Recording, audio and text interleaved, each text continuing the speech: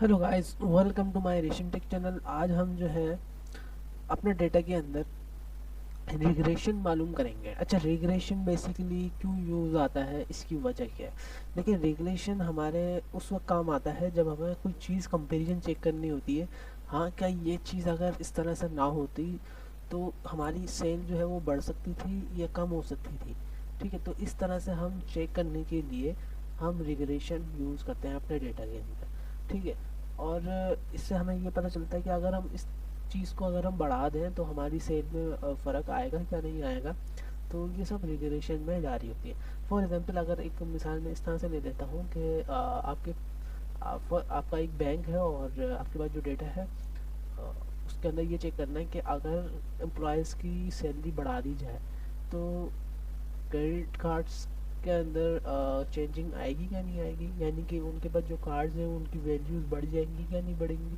तो इन चीज़ों को चेक करने के लिए आप रिग्रेशन का फार्मूला यूज़ करते हैं।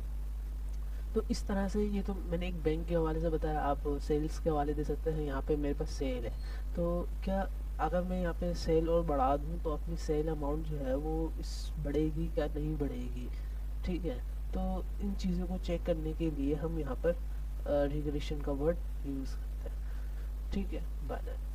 अच्छा जी,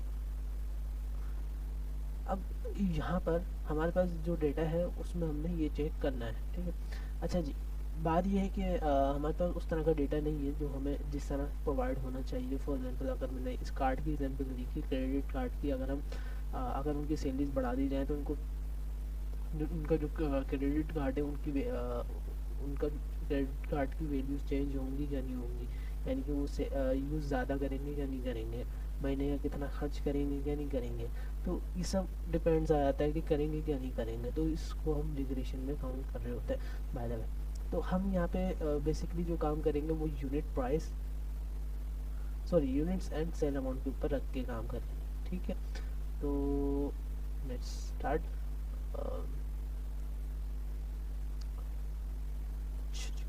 यहाँ पे हम डेटा एनालिटिक्स पे आ जाएंगे। अच्छा, इसको ओपन करने से पहले मैं आपको बता देता हूँ, ये अगर आपके पास नहीं आ रहा डेटा टिकट तो वो कैसे आएगा। ठीक है, फाइल पे आएंगे, फाइल पे ऑप्शंस पे आएंगे,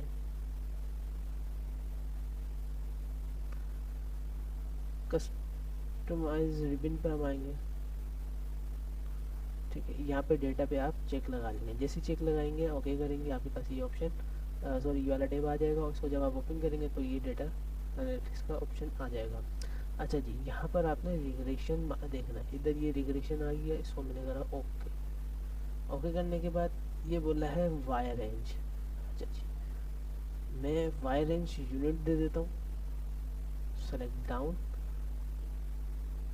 यहाँ तक हमने करना था, तो मैं इसको सिलेक्ट अप की तरफ लेके जाता हूँ।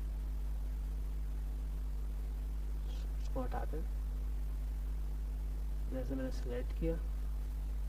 अच्छा, अब जाने का तो इसको मैं बंद करता हूँ इसमें, और यहाँ से मैं एक लाइन का स्पेस दे देता हूँ।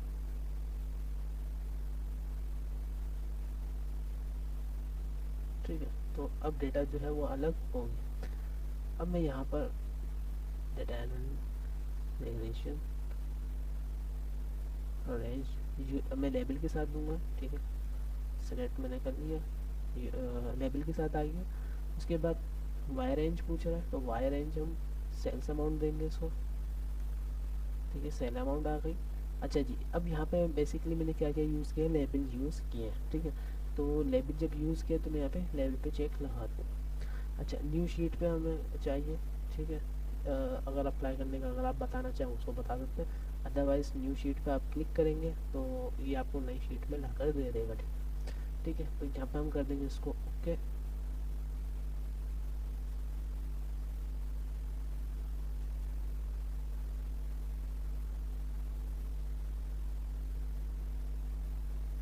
तो यहाँ पे मेरे पास डेटा आ चुका है। ठीक है, अच्छा होम पे आ जाएंगे, फॉर्मेट पे आएंगे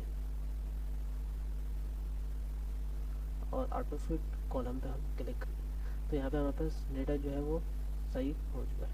अच्छा जी,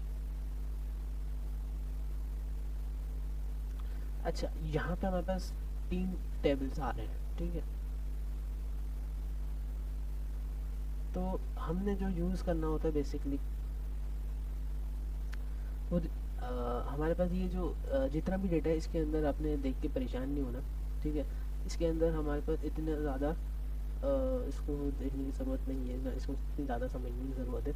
हाँ, अगर आप कोई एडवांस लेवल पे जा रहे हैं तो उधर इसको ज़्यादा एनालिटिक्स के अंदर काम कर रहे हैं तो रिलेशन स्टैटिस्टिक्स में तो फिर आपने ये काम आपको पूरा समझना पड़ेगा। अदरवाइज़ इसके अंदर जो हम देख रहे होते हैं वो दो तीन चीज़ें हैं जो कि मैं आपको अभी बता दूंगा, इसका मसला नहीं है। अच्छा जी, अब यहाँ पे हम देखेंगे कि सबसे पहली चीज़ हमें देखनी चाहिए कोफिशिएंट। अच्छा, कोफिशिएंट्स हमें पहले चेक करना होगा कि ये कोफिशिएंट जो है इसके अंदर जो वैल्यू आ रही है सेल्स अमाउंट की, ठीक है, क्या वो ज़ीरो तो नहीं है, ठीक है, मीन्स बिल्कुल ज़ीरो। अगर ये बिल्कुल ज़ीरो है तो इट्स मीन्स कि जो हमने डेटा कंपैरिजन किया है तो इसके अंदर दोनों का कोई कंपैरिजन है ही नहीं, यानी कि सेल्स और यूनिट्स के अंदर कोई इन दोनों से कोई कंपैरिजन ही नहीं बनता, ठीक है। यानी कि इन दोनों का एक दूसरे से कोई ताल्लुक ही नहीं है, ठीक है। और दोनों अगर तो जहाँ पर जो बेसिकली हमारा जो डेटा आ रहा है वो ज़ीरो फिक्स ज़ीरो नहीं है, ठीक है, और पॉजिटिव है, ठीक है। अगर हमारा नेगेटिव होता है तो इट्स मीन्स कि हमारा डेटा में कुछ गड़बड़ है, ठीक है। अगर हम हमारे को कोई डेटा उठा के दे देता है और उसको बोलता है कि इसको अच्छे सही से एनालाइज करें और एनालाइज करने के बाद इसको डैशबोर्ड बना के दें एक्सेल के अंदर, और उसके अंदर काफ़ी चीज़ें इशू कर रही हैं कि ये डेटा आपको लग रहा है कि गलत है, तो आप इस तरह से ये चेक कर सकते हैं, ठीक है। बाय द वे, तो यहाँ पे यूनिट्स एंड जो सेल्स अमाउंट है वो आपस में नहीं मैच हो रही है, ठीक है। तो इट्स मीन्स कि ये जो डेटा है सॉरी ये जो यूनिट्स एंड सेल अमाउंट जो है वो मैच हो रही है क्योंकि ये फिक्स ज़ीरो नहीं है। अगर ये फिक्स ज़ीरो होता इट्स मीन्स कि ये अमाउंट एक दूसरे से कोई मैच ही नहीं कर रही है, यानी कोई कंपेरिजन नहीं है इन दोनों का, तो करने का फ़ायदा ही है, ठीक है। दूसरा, ये नेगेटिव भी नहीं है, नेगेटिव होता तो और भी मसला हो सकता। अच्छा जी, यहाँ पर ये है पॉजिटिव, ठीक है। तो साइन जो है वो इंडिपेंडेंट वैल्यू है, और अगर इससे बढ़कर कोई वैल्यू आ जाए या 1 पॉइंट अगर आ जाए तो वो बहुत बड़ी बात होती है, अगर आ भी जाए तो इट्स मीन कि वो बिल्कुल ओकेटेड है, ठीक है। यहाँ पे अगर प्लस में आ जाए और दूसरा 0 पॉइंट से प्लस में आ जाए तो इट्स मीन्स कि आपका डेटा सही है। अभी यहाँ पे ये फिक्स ज़ीरो नहीं है, यहाँ पे 0.00055 है, तो इट्स मीन ये डेटा एक दूसरे से मैच कर रहा है लेकिन कम कर रहा है, ठीक है, कर रहा है। अच्छा जी, दूसरा चीज़ हमने ये मालूम करना, अच्छा जी, बात ये थी कि कोफिशिएंट वैल्यू हम इसलिए देख रहे होते हैं कि इन दोनों का जो डेटा है वो एक दूसरे से रिलेटेड कर रहा है क्या नहीं, ठीक है। यानी कि हमारा यूनिट एंड सेल अमाउंट जो है वो एक दूसरे से रिलेशन कर रहे हैं क्या नहीं, अगर नहीं कर रहे तो इस वैल्यू से हमें पता चल जाता है, ठीक है, जो कि मैंने आपको फार्मूला बता दूँ। आगे चल के हम इसको रिटर्न लिख भी लेंगे ताकि आपको याद भी हो जाए। दूसरी चीज़, हम इस चीज़ को और ये देख रहे होते हैं, ये जो मेरे पास जो डेटा है वो बेसिकली 100 के अंदर है, ठीक है। तो यहाँ पे अगर हम 100 यूनिट्स का और इजाफा करें तो 0.005 जो है वो और ऐड हो जाएगा, ठीक है। इससे हम ये चीज़ देख रहे होते हैं, ठीक है। तो बस, अच्छा जी, यहाँ पर हमने ये पता कर लिया इंडिपेंडेंट जो वैल्यू है सेल्स अमाउंट वो हमारे इंटरसेप्ट कर रही है, यानी कि यूनिट जो है वो सही हमारे यहाँ पे सही निकले, ठीक है। अच्छा जी, अब दूसरी चीज़ यहाँ पर आती है पॉजिटिव वैल्यू। यहाँ पे अगर आप देखें पॉजिटिव वैल्यू है, पॉजिटिव वैल्यू जो है 2.5 आ रही। अब यहाँ पे जो बात आती है वो ये है कि अगर पॉजिटिव वैल्यू 0.5 से लेकर 0 तक आए, ठीक है, यानी कि 0 से स्टार्ट होकर 0.5 तक रहे वैल्यू, तो इट्स मीन्स कि पॉजिटिव वैल्यू जो है वो सही है। अच्छा, पॉजिटिव वैल्यू हम इसको बोल रहे हैं, बेसिकली ये हमारे काम क्या कर रही है, डेटा के अंदर शो क्या कर रही है। देखिए, जब ये वैल्यू आती है ना, जो हमने अभी डेटा एक दूसरे से कंपेरिजन किया यूनिट और सेल अमाउंट का, तो उसमें ये होता है कि अगर आपको कोई डेटा दे दे, ठीक है, और बोले कि भाई इसको चेक करके हमें बता दो, ठीक है, और वो आपको पता ना चले कि डेटा सही है या गलत है, और उसने बस बना के दे दिया, और आप जब चेक कर रहे हैं तो उसके अंदर सबसे पहले कोफिशिएंट जो है वो सबसे ज़्यादा कम आ रहा है, ठीक है, डिपेंडेंट वैल्यू, ठीक है, 0.00 समथिंग आ रही है, ठीक है। इधर मैंने आपको क्या बोला कि ज़ीरो से ज़्यादा होनी चाहिए, और ज़ीरो से अगर ज़्यादा मीन्स कि अगर कम भी हो तो वो इतनी हो कि 0.1 तो आए कम से कम, ठीक है। अगर 0.1 भी आ रहा है तो इट्स मीन कि ये पॉजिटिव सही जा रहा है, ठीक है। अच्छा जी, अब पॉजिटिव वैल्यू बेसिकली क्या कर रही है कि ये जो डेटा है क्या ये बाय चांस तो नहीं आ गया, क्या ये अगर हम इसके अंदर सेल्स बढ़ा दें, अगर हम इसके अंदर 1000 प्लस यूनिट बढ़ा दें, ठीक है, यूनिट्स प्लस सेल अमाउंट थी ना, अगर हम 1000 जो है यूनिट्स बढ़ा दें तो हमारे सेल अमाउंट के अंदर 0.005 का फ़र्क यानी कि प्लस होगा या नहीं होगा। तो यहाँ पर जो है ये बिल्कुल गलत है। अगर यहाँ पे वैल्यू ज़ीरो से लेकर 0.5 होती तो इट्स मीन्स कि ये सही रहता, लेकिन यहाँ पर 2.5 आ रहा है, इट्स मीन ये बिल्कुल गलत डेटा है मेरे पास। तो ये जो डेटा हमारे पास बना हुआ है तो ये बिल्कुल गलत डेटा है, ठीक है। तो इससे हमें ये पता चल गया। दूसरा, पॉजिटिव वैल्यू मैंने आपको बता दिया कि हमें अगर चेक करना हो कि ये बाई चांस तो नहीं आ गई या किसी ने गलत तो नहीं दे दिया कुछ इस तरह से कि जो है बस तुक्के में जो लग भी जाता है तो वो इससे हमें पता चल जाता है, ठीक है। अच्छा जी, दूसरा चीज़ कि अगर ये दोनों चीज़ें सही आ जाती है, ठीक है, अपने टारगेट में आ जाती है, जो कि मैंने अभी आपको क्या बोला कि जो कोफिशिएंट वैल्यू है वो पॉजिटिव होनी चाहिए। अगर मैं यहाँ पे नोट पैड ओपन करूँ और यहाँ पे मैं आपको लिख के दूँ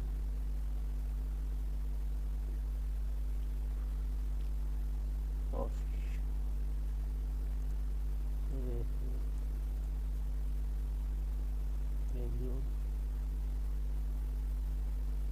इधर मैं लिख देता हूँ फर्स्ट पॉजिटिव, ठीक है, सेकंड उसकी जो वैल्यू है पॉजिटिव की वो 0 है या 0 प्लस है, ठीक है। तो डेटा क्या है, गुड है, ठीक है। उसके बाद दूसरी चीज़ कि अगर पॉजिटिव वैल्यू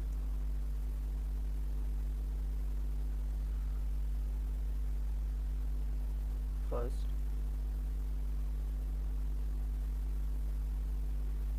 क्या होनी चाहिए, पॉजिटिव होनी चाहिए, सेकंड कि वो 0 से 0 to 0.5 तक होनी चाहिए, ठीक है। तो it's mean data is good, ठीक है, not by chance and chance, okay.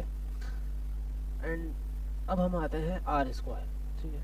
Are square regression statics के अंदर फर्स्ट टेबल आपको मिल जाएगा, इसके अंदर आर स्क्वायर यहाँ पे वैल्यू मिल रही है। देखिए, आर स्क्वायर हमें ये प्रिफर करता, ये बताता है कि हमारा जो डेटा है वो उसकी कंडीशन क्या है, ठीक है, उसकी डेटे की पावर क्या है, ठीक है। वैसे तो हम यहाँ पे अगर फर्स्ट स्टेप देखें तो सही था, ठीक है। पॉजिटिव वैल्यू पे है तो यहाँ पे तो हमारा गलत हो चुका है, लेकिन यहाँ पे हम आके रोक देते हैं अपना काम, ठीक है, क्योंकि डेटे में हमें गलत पॉजिटिव ही चीज़ नहीं मिली तो हम उसको यहीं पर ही स्टॉप कर देंगे। अच्छा, फॉर एग्जांपल यहाँ पे पॉजिटिव वैल्यू सही आ जाती है, ठीक है। तो आर स्क्वायर के अंदर अब हम क्या करेंगे, ठीक है। देखिए, आर स्क्वायर हमें ये बताता है कि पूरे जो डेटा है हमारा जो भी निकाला है अभी हमने उसकी जो पावर है, ठीक है, तो वो क्या है, यानी कि ये डेटा एकदम परफेक्टली सही है। यानी कि अगर हम 1000 यूनिट्स और ऐड करते तो 0.005 का इंक्रीमेंट आपको मिलता, ठीक है, सेल अमाउंट के अंदर।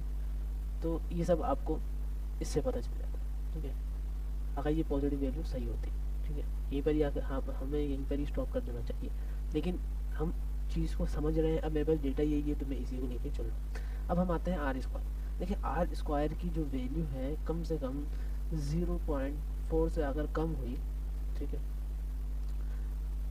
यानी कि 0.4 से अगर कम होती है तो यहाँ पे भी मेरे पास क्या आ रहा है, 0.3 आ रहा है। ठीक है, तो इस डेटा की जो पावर है वो क्या क्या होगी, वीक होगी। 0.4 से अगर नीचे होगी इट्स मीन कि वीक होगी। सेकंड, 0.4 से अबव होगी 0.6 तक, तो इट्स मीन कि वो मॉडरेट है, मीन्स मीडियम लेवल है, पावर क्या है, मीडियम है, मीडियम। ठीक है, देन 0.6 से अगर और प्लस होगी तो इट्स मीन्स कि वो स्ट्रॉन्ग डेटा है, यानी कि एकदम परफेक्टली और पावरफुल डेटा है। ठीक, तो इससे हमें कंडीशन पता चल रही होती है, तो इसके भी हम पॉइंट्स बना लेते हैं अपने पास। ठीक है, आर स्क्वायर स्क्वायर। ठीक है, फर्स्ट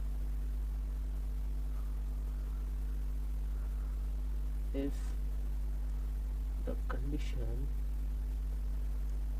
is 0.4 डाउनवर्ड, और वीडियो गार्ड हो गई थी downward. Okay, if the condition is 0.4 downward, it's mean the data is weak। Okay, ये तो मैंने ब्रैकेट के अंदर क्या लिख दिया, वीक। ठीक है, सेकंड कि अगर डेटा जो है 0.4 टू 0.6, तो डेटा क्या होगा हमारे पास, मॉडरेट। ठीक है, मॉडरेट बोलते हैं या मीडियम बोलते हैं, आपकी मर्जी है। ठीक है, यहाँ पे जो यूनिक वर्ड है थोड़ा सा वो हम मॉडरेट कर देते हैं इसको। एंड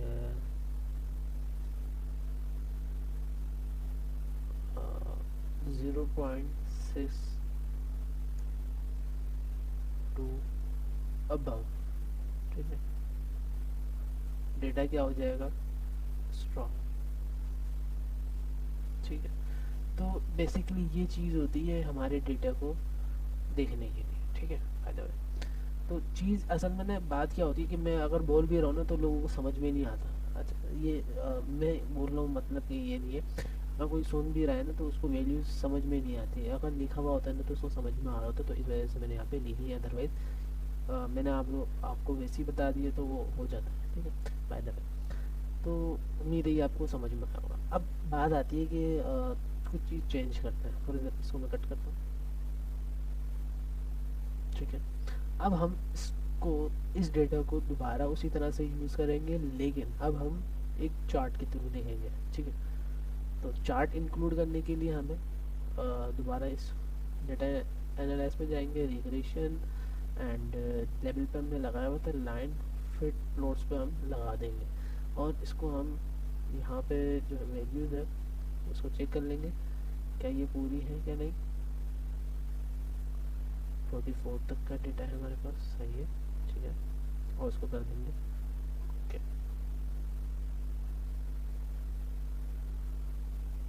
ठीक है, और दोबारा इंसर्ट पे जाएंगे, सॉरी होम पे जाएंगे एंड फॉर्मेट वेट। ओके, अच्छा, अब यहाँ पर अपना चार्ट चेक करते हैं। ठीक है, अब देखें, जब भी चार्ट आपको इस तरह से समझना हो कि सेल अमाउंट और यूनिट अगर इस तरह से हो कि अगर हम यूनिट्स बढ़ा रहे थे तो हमारी सेल अच्छी निकलती क्या नहीं निकलती। ठीक है, तो इसको अगर हमने चेक करना होता है तो बेसिकली क्या होता है कि यहाँ पे चार्ट का जो तरीक़ेकार है वो ये है कि प्रेडिक्ट यूनिट जो है वो हमेशा ज़ीरो से स्टार्ट होना चाहिए। अब इसकी जो प्रेडिक्शन जो स्टार्ट हो रही है वो स्टार्टिंग हमारी 0+ से हो रही है। ठीक है, तो इट्स मीन कि ये जो डेटा है, यानी कि हम जो इन्वेस्टमेंट करने वाले थे अपनी चीज़ के अंदर, वो बड़ा ख़तरनाक हमारे ऊपर आ जाता और सेल नहीं निकल पाती। तो इस वजह से यहाँ पर जो है डेटा ये बता रहा है कि हमारा 0 से प्लस है। ठीक है, 0 से स्टार्ट होता और ये आहिस्ता आहिस्ता डाउनवर्ड जा, लेकिन यहाँ पर क्या हो रहा है कि यूनिट्स और जो यूनिट्स हैं यानी कि जो होना चाहिए था वो दोनों एक एक साथ चल रहे हैं। ठीक है, और जो होना चाहिए था वो ये था कि यूनिट्स हमारे ऊपर जाना चाहिए थे। इसको क्रॉस कर जाने चाहिए थे प्रेडिक्ट यूनिट्स को। ठीक है, तो इससे ये होता है कि हमारी जो सेल्स अमाउंट है वो अच्छी खासी सही निकल जाती है। ठीक है, अच्छा इसको हम यहाँ पे कलरिंग भी कर सकते हैं अपने हिसाब से, जो अगर आपको समझ में आए। ठीक है, यानी कि आप कलर भी कर सकते हैं और स्टाइल भी आप चेंज कर सकते हैं आपकी मर्जी। तो उम्मीद है ये आपको समझ में आया होगा ये लेक्चर। और मैंने जैसे कि बताया कि ये दोनों अगर एक साथ चल जाए तो हमारा जो बिज़नेस था वो बहुत खतरे में है। सबसे पहली बात, या तो डेटा हमारा गलत है, ठीक है, या तो कोई हेरा फेरी कर रहा है हमारे डेटा के साथ। ठीक है, सेकंड, अगर हम डेटा भी सही है और सारी चीज़ें सही हैं तो इट्स मीन कि हम हमारी जो कंपनी है वो कुछ लॉस में बहुत जल्द लॉस में जाने वाली है। ठीक है, अगर इसको सही नहीं है तो इस डेटा से हमें ये पता चल रहा होता है कि अगर एक चीज़ को अगर हम बढ़ा रहे हैं, क्या वो चीज़ हमारी सही जाएगी क्या नहीं जाएगी। तो इस चीज़ को हम चेक करने के लिए हम रिग्रेशन यूज़ कर रहे होते हैं। तो चार्ट देखते हुए हमें अंदाज़ा ये हो रहा है कि प्रेडिक्टेड यूनिट जो है वो हमारी काफ़ी आगे निकल गई है और यूनिट जो है वो हमारे डाउनवर्ड जा रहे हैं, और दूसरा जहाँ उठे थे तो वो डाउनवर्ड दोबारा चला गया।